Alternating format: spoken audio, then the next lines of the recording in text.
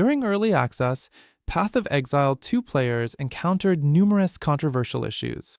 On one hand, new players who hadn't experienced the first Path of Exile seem pleased with the gameplay.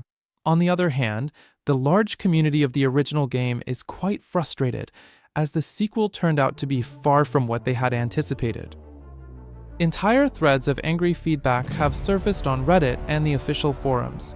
The development team has taken this feedback to heart, and now a new patch is on the horizon. I want to break down the key points of this update to save you time. Here's the message from the developers. The launch weekend has been a blast. We've really enjoyed seeing all of you get your hands on the game and finally try out the project we have been working on for so long. But now that the launch weekend is over, it's time for us to look at the feedback and make some changes. There are lots more things coming.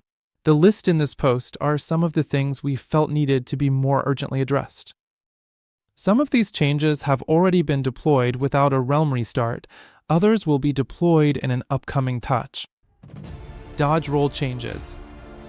The adjustments to dodge rolling mechanics directly address one of the most frustrating moments in Path of Exile 2, being trapped by monsters. While the developers intended for this to happen occasionally, they've acknowledged that it occurred too frequently. By reducing the player's size to 0 during a dodge roll, you'll now be able to slip through tight spaces more easily. Additionally, being able to push smaller monsters like adorned beetles while rolling adds a more dynamic and realistic feel to combat. This is a situational change, but it might finally make dodging feel like a true escape mechanism rather than a gamble. However, it's worth noting that being trapped is still possible, so players will need to stay vigilant when maneuvering around larger enemies. Checkpoint changes. Let's be honest, no one enjoys backtracking through the same areas just to reach an objective you've already discovered. The updated checkpoint system is a welcome change for everyone, especially for those who value efficient gameplay. Teleporting between checkpoints within an area will save an immense amount of time, and the addition of new checkpoints at key locations, such as zone entrances, exits, and the midpoint of the first Dreadnought area, shows that the developers are carefully considering player flow.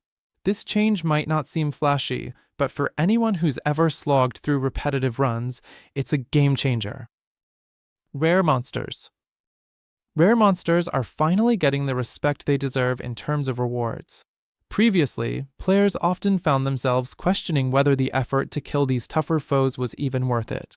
By doubling the rarity bonus and adding a 10% quantity bonus per rare modifier, the loot should now feel far more satisfying. Moreover, the scaling of these rewards as you progress into the endgame adds depth to the experience. It feels like a subtle nudge from the developers, encouraging players to tackle increasingly challenging content while knowing the payoff will grow proportionally. Currency adjustments. The currency changes are a mixed bag, but mostly in a good way.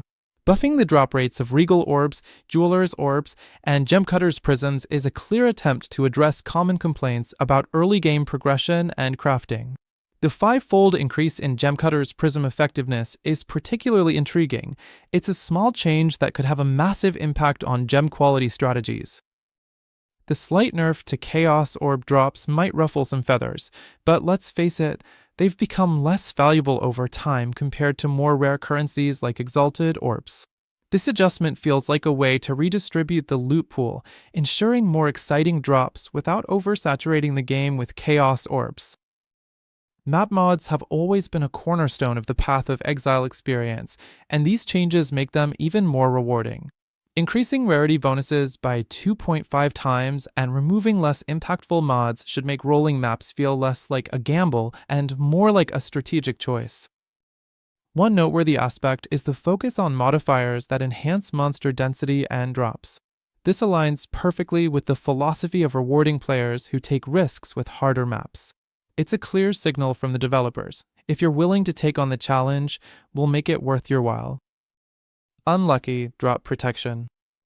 If you've ever faced the crushing disappointment of a unique boss dropping nothing but trash, you'll appreciate this change. Limiting gold drops to 50% and guaranteeing at least one rare item from act and map bosses should make every encounter feel more meaningful. This isn't just a numbers tweak, it's a morale booster. When you invest time and effort into taking down a tough boss, you should walk away with something to show for it.